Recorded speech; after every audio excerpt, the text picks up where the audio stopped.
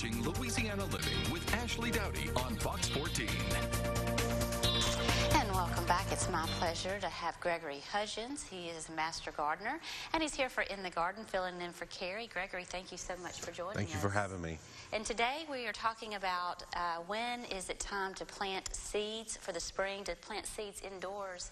And Gregory, remember when we were little, we would plant the seeds in the egg cartons, the paper That's right. egg We were cartons? talking about earlier, and those are certainly a lot harder to come by these days. They tend to be more of the plastic or the recyclable pieces, but there are lots of options you can use for in place of that. I have one here as a seed starter. It's an interesting little contraption.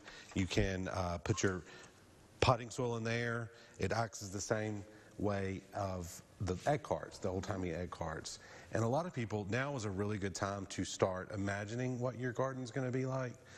You really don't want to start your seeds indoors until about 6 weeks before the last frost of our area. Now, we are in zone 8, 8B to be more correct, from USDA, and that just talks about your coldness, how cold it gets here, and it's 15 to 20 degrees is about the coldest it gets here.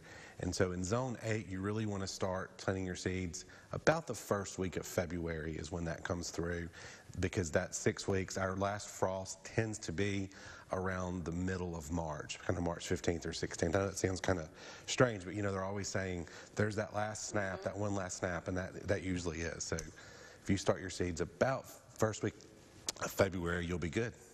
So now is the time to start thinking about it. And what type of seeds do you suggest that work best, planting indoors and then transferring them outdoors? There are lots of great seed catalogs, and this is a great time to sit by the fire and just sort of dream up and mark your seeds. But the best ones I like to plant are ones that are not going to be readily available.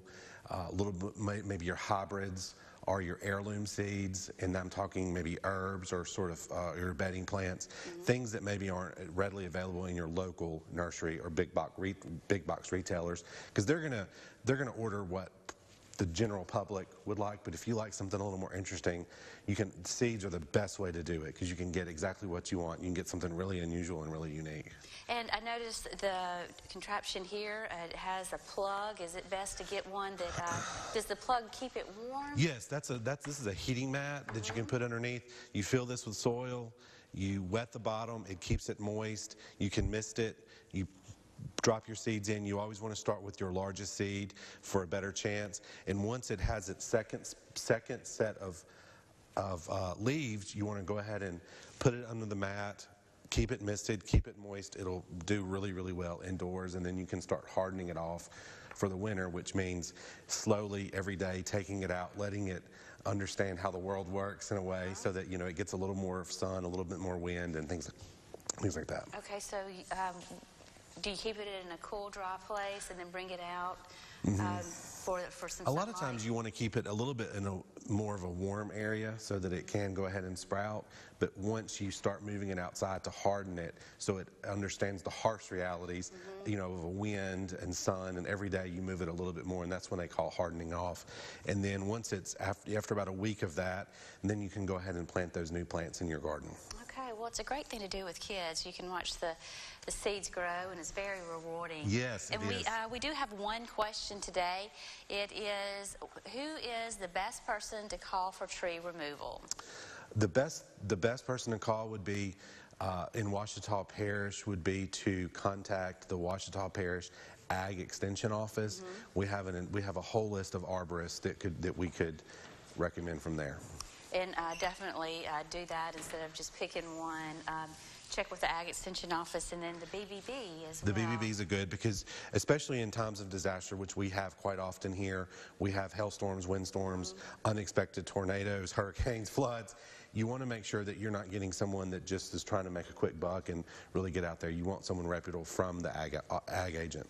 Absolutely. Ag Gregory, office. it was great to have Great you. to have Good to you. see you. Thank Thank you. you so much for coming on the show.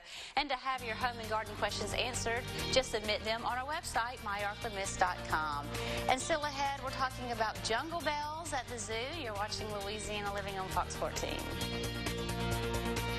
Trade names are used by the LSU Ag Center for clarity and information purposes only. Neither commercial endorsement of specific products nor a recommendation to the exclusion of similar products is implied.